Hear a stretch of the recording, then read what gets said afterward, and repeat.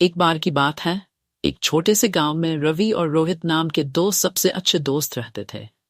उन्हें कोई अलग नहीं कर सकता था और वे सब कुछ एक साथ करते थे। वे अपना लंच साझा करते थे, एक साथ खेलते थे और यहाँ तक कि एक साथ पढ़ाई भी करते थे।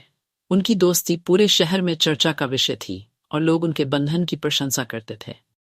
एक दिन रवि के पिता का स्थानांतरण दूसरे शहर में हो गया और रवि को दूर जाना पड़ा। जब रोहित ने यह खबर सुनी तो वह टूट गया, लेकिन उसने अपने सबसे अच्छे दोस्त के साथ संपर्क में रहने का वादा किया।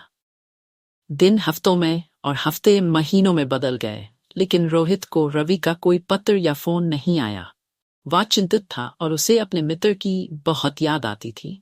उन्होंने रवि को पत्र लिखकर अपनी चिंता व्यक्त करने और उनका हालचाल पूछने का फैसला किया।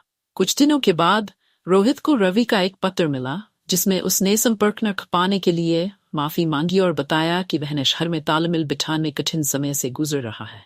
उन्होंने यह भी उल्लेख किया कि उन्हें अपने दोस्त और उनके बंधन की याद आती है और उन्होंने अब से एक बेहतर दोस्त बनने का वादा किया।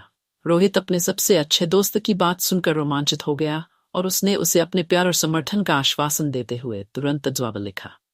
उन्होंने नियमित रूप से पत्र लिखना, अपने अनुभव साझा करना और एक दूसरे को अपने जीवन के बारे में जानकारी देना शुरू कर दिया। साल बीतते गए और रवि और रोहित दोनों बड़े होकर सफल व्यक्ति बन गए। उन्होंने अपने सपनों का पीछा किया, लेकिन उनकी दोस्ती बरकरार रही। वे पत्र लिखते रह गए और जब जब भी मौका मिलते और साथ समय बिताते। उनकी दोस्ती समय, दूरी और यहाँ तक कि जीवन के उतार चढ़ाव की कसौटी पर खरी उतरी थी। वे वास्तव में एक दूसरे का सपोर्ट सिस्टम बन गए थे और उन्होंने एक दूसरे का विश्वास और प्यार अर्जित किया था।